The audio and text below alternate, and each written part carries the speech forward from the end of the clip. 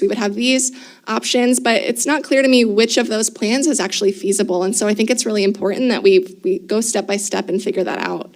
And I think we need a national plan in order to do that effectively. I don't think states should be left to do it independently. In terms of contact tracing, in addition to using that as an approach for containment, I think we should be prioritizing data collection.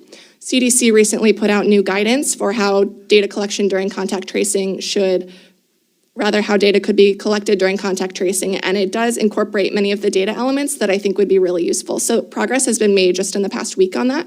I think next we should be sure that that data gets reported and analyzed. I think all of the state health departments should be reporting it, and I think the CDC should as well. Thank you very much. Thank you, Madam Chair.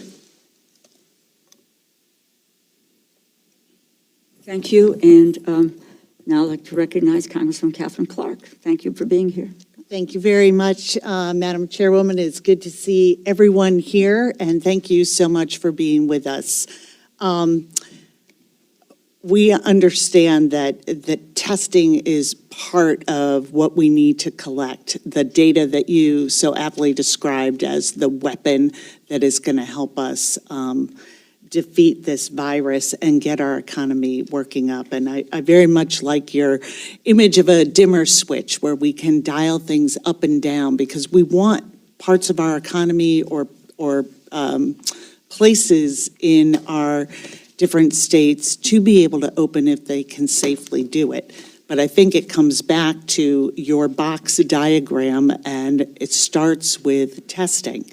And as you described, Dr. Rivers, we are under testing right now. If our goal, and I'd be interested if you both agree the goal is 1% of the United States population once a week. So that would be roughly 3.8 million tests, and we're now at 1.6. So do you agree that that 1% is the right benchmark we should be aiming for? I think that is in the right ballpark, but I would make the point that we don't want to test 1% of America evenly distributed. Right. We want it to be focused on people who are symptomatic, healthcare workers, essential workers. And I would just add to that, we issued an outline, a briefing note of who we think needs to be tested by priority level.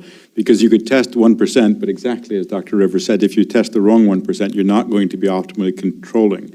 You have to look at those with symptoms, most likely to spread, most likely to die in congregate facilities, healthcare workers with symptoms, contacts who are symptomatic, hospitalized patients even without symptoms because they can spread it widely, all people in a nursing home if there is a case there because there can be explosive spread, essential workers who are symptomatic. So I think it's key to look at the